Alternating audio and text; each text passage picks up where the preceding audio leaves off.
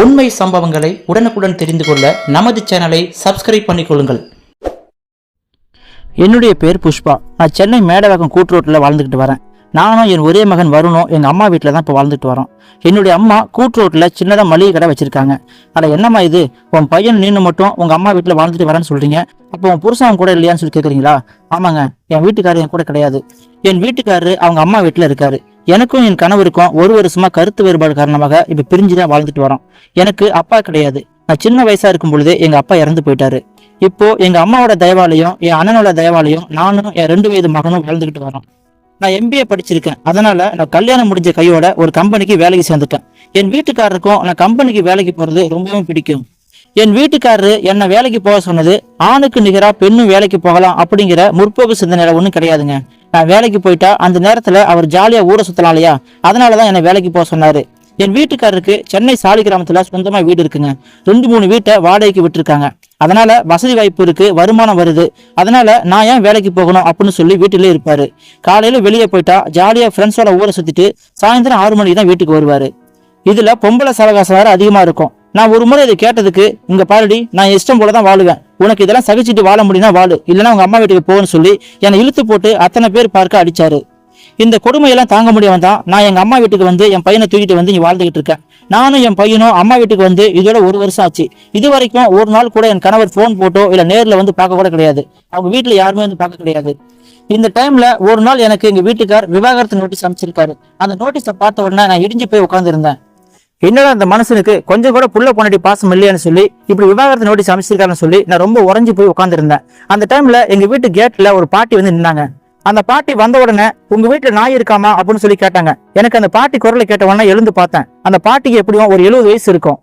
அந்த பாட்டி யாரா இருக்கும், நம்ம வீட்டுல வந்து நிக்கிறாங்களே அப்படின்னு சொல்லி யோசனை பண்ணிட்டு இருக்கும் பொழுது, உங்க வீட்டுல நாய் இருக்காமா, நான் உள்ளே வரலாமா அப்படின்னு சொல்லி அந்த பாட்டி மறுபடியும் கேட்டாங்க.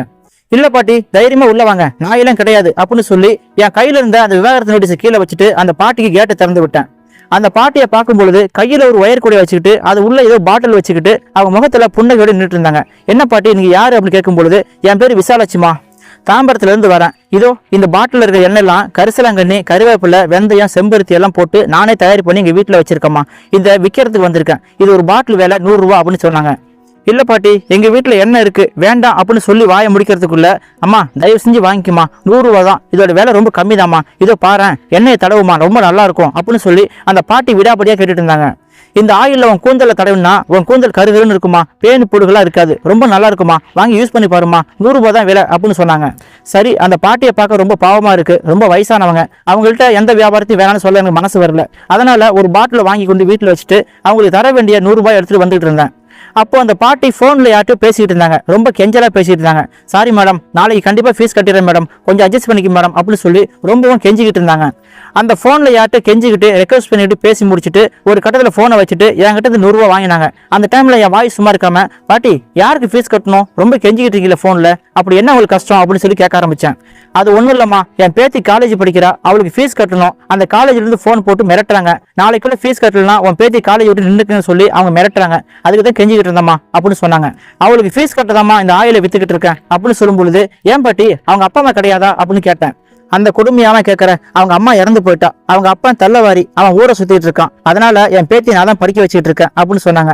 என்னது, உங்க பொண்ணு இறந்துட்டாங்களா, என்ன விஷயம் அப்படின்னு கேட்கும் பொழுது, அதை ஏமா கேட்கற, ரொம்ப கிளி மாதிரி வளர்த்து என் பொண்ணை அந்த குரங்கு கையில கட்டி கொடுத்தேன். என் மருமக இருக்கானே அந்த படுபாவி, அவன் என் மகளை செய்யாத சித்திரவாதி கிடையாதுமா, ஏகப்பட்ட கெட்ட சவகாசம் அவனுக்கு வேற இருந்திருக்கு, எல்லாத்தையும் என் பொண்ணு மறைச்சு என்கிட்ட சொல்லாம இருந்துட்டா. ஒரு நாள் அவளும் போய் சேர்ந்துட்டாமா. அப்போ என் பேத்திக்கு 2 வயசு தான் ஆச்சு. அதுல இருந்து அந்த பிள்ளைய நான் தான் வளர்த்துக்கிட்டு இருக்கேன் என்று சொல்லும் பொழுதே அந்த பாட்டி கண்கள்ல கண்ணீர் வழிந்து ஓடியது.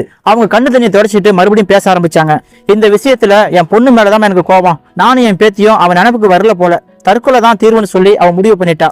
புருஷன் சரியில்லைன்னா நம்ம பொம்பளை நம்மளால முடியாதா, அவ தன்னிச்சையா வாழ்ந்து இந்த பொண்ணு ஆளாக்கி இருக்க வேண்டாமா, அவ தற்கொலை பண்ணிட்டு கோலத்தனமா செத்து போயிட்டாமா, நீ பொம்பளை தானே அப்படின்னு சொல்லி இஷ்டத்துக்கு கஷ்டப்படுத்துறவங்க முன்னாடி நம்ம வாழ்ந்து காட்டணுமா, அவங்க அண்ணாந்து பாக்குற வருஷத்துக்கு நம்ம போகணும், என்னால முடியண்டா நீ என்ன சொல்றதுன்னு சொல்லி தன்னம்பிக்கையா வாழாம கோலத்தனமா செத்து போயிட்டாமா அப்படின்னு சொல்லி அவங்க பொண்ணை திட்டிட்டு இருந்தாங்க. சரிம்மா, நான் வேற கண்டதை பேசி உங்க டைம் வேஸ்ட் பண்றேன், நான் வரமா அப்படின்னு சொல்லி அந்த வேகாத வெயில்ல அந்த பாட்டி தன்னுடைய பேத்தியை காப்பாத்துறதுக்காக அந்த ஆயில விற்க போறாங்க. அந்த பாட்டி அங்கிருந்து போன பிறகு கூட அவங்க சொன்ன வார்த்தை என் காதுல கணீர் கணிந்து வந்துச்சு. ஒரு பொம்பளால முடியாது என்ன இருக்கு, நம்ம தன்னிச்சையா வாழ முடியாதா என்ன, ஆம்பளைங்க நம்மள கிள்ளுக்கறியா நினைக்கிறாங்க, அவங்க முன்னாடி வாழ்ந்து காட்ட வேணாமா அப்படின்னு சொல்லி அந்த பாட்டி சொல்ற வார்த்தை என் காதுல கணீர் கணிந்து வந்துச்சு. அதே இடத்துல சில நிமிடங்கள் நின்று பார்த்துட்டு உறைஞ்சி போய் நின்றுட்டு நான் வீட்டுக்கு வரும் பொழுது எங்க வீட்டுக்கார அமைச்ச அந்த நோட்டீஸ் என்னை பார்த்து சிரிச்சுது. அந்த விவாகரத்து நோட்டீஸ் என்னை பார்த்து ஏளனமா சிரிக்கிற மாதிரி இருந்துச்சு. அந்த டைம்ல எங்க வீட்டுக்காரர் சொன்ன வார்த்தை தான் ஞாபகத்துக்கு வந்துச்சு. நான் ஆம்பளடி, அப்படித்தான் இருப்பேன், என் இஷ்டம் போலதான் வாழ்வேன், உன்னால அட்ஜஸ்ட் பண்ணி வாழ முடிஞ்சா வாழு, இல்லைன்னா கிளம்பி போயிட்டே இரு, இன்னும் ஓவரா துள்ளுற, என் தயவு இல்லாம நீயும் உன் பிள்ளையும் அந்த ரோட்ல தான் பிச்சை எடுக்கணும் அப்படின்னு சொல்லி அவர் சொன்ன வார்த்தை என் காதுல விழுந்துச்சு.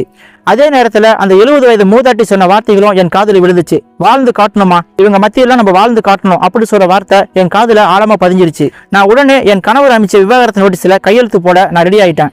என் கணவர் ஒரு வருடமா திருந்தல, இப்போ நான் வேற கல்யாணம் பண்ணிக்க போறேன் அப்படின்னு சொல்லி விவாகரத்து நோட்டீஸ் அமைச்சிருக்காரு. இப்படி இருக்கும் பொழுது நான் அவர்கிட்ட எப்படி போய் சமாதானமா வாழ்றது, அதுக்காக தான் நான் விவாகரத்துக்கு ஒத்துக்கிட்டேன்.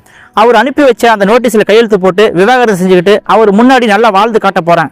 நான் எடுத்த முடிவு அவசரத்தாலேயோ இல்ல அறிவில்லாதனத்தால எடுத்த முடிவோ இல்ல. இது போல பொம்பளைங்களை கிள்ளுக்கிற நினைக்கிற ஆம்பளைங்க மத்தியில நம்ம வாழ்ந்து காட்டணும் அப்படிங்கிறதுக்காண்டி எடுத்த முடிவு தான் சொல்லி புஷ்பாங்கிற சகோதரி தன்னுடைய இணையதள பக்கத்துல இந்த செய்தியை போட்டிருக்காங்க. இந்த செய்தியை பற்றியும் அந்த புஷ்பாங்கிற சகோதரி எடுத்த முடிவை பற்றியும் உங்கள் மேலான கருத்துக்களை கமெண்ட் செக்ஷன்ல சொல்லுங்க. நம்ம வீடியோ பிடிச்சிருந்தா லைக் பண்ணுங்க, உங்க ஃப்ரெண்ட்ஸ் ஷேர் பண்ணுங்க.